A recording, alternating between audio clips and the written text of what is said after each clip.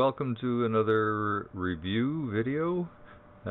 This time we have the Campark X20 video camera. Another GoPro knockoff, slightly more expensive than the Embest. This video here that you're seeing, it's in 4K, shot at 24 frames per second. Not too bad, a little jerky here and there, but that could come down to the memory card that I'm using. Overall, pretty good picture.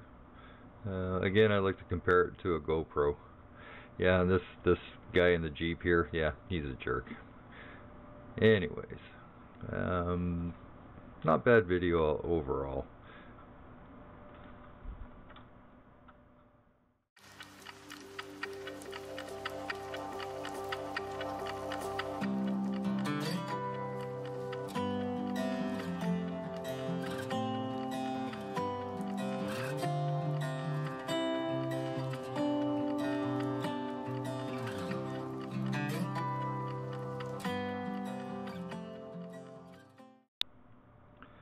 So overall, I'd say pretty good for 4K.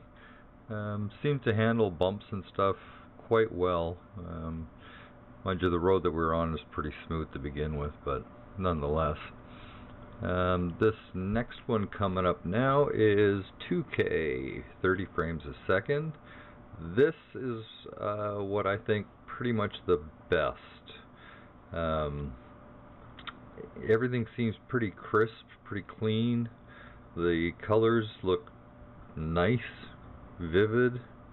I kind of get the feeling this is what we're going to end up shooting with when we go off-road on our adventures.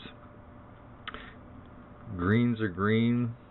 The brown grass is brown.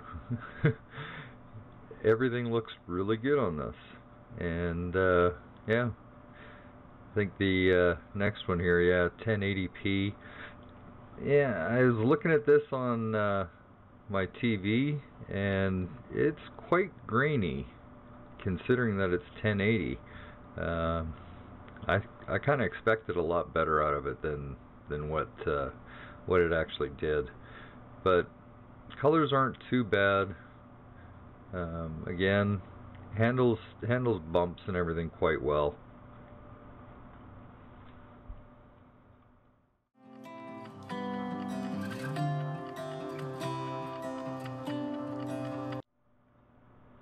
I was quite surprised. I thought the 1080p at 60 frames a second would have done better. On the Embest, it was probably the best. Obviously, 1080 and 30 frames a second here. Honestly, I think it's a little bit better than the 60 frames a second, but still not as good. We'll just go for a little drive here and see.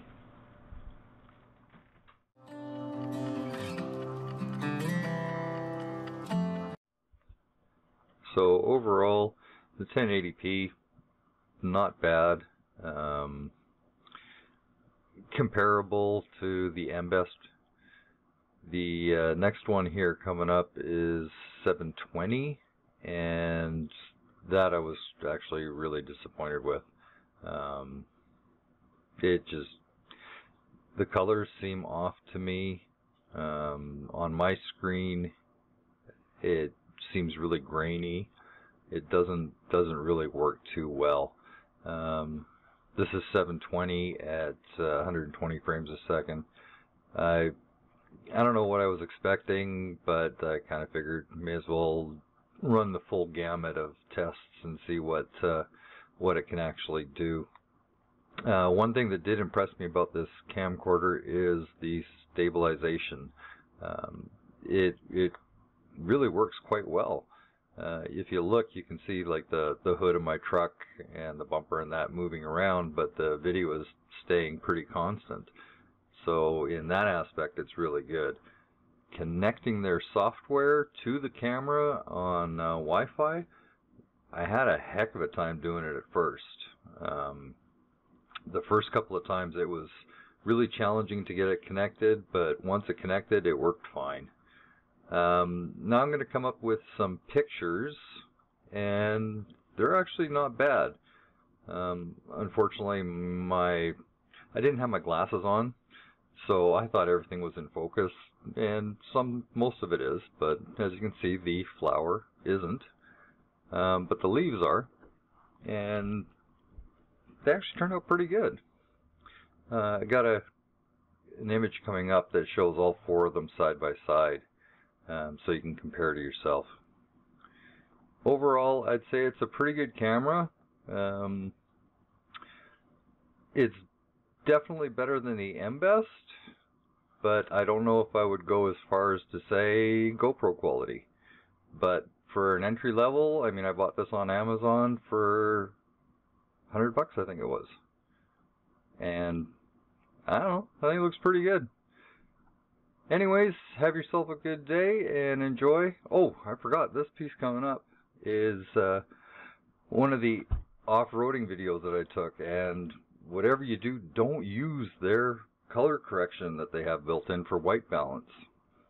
Everything else was shot on the default settings.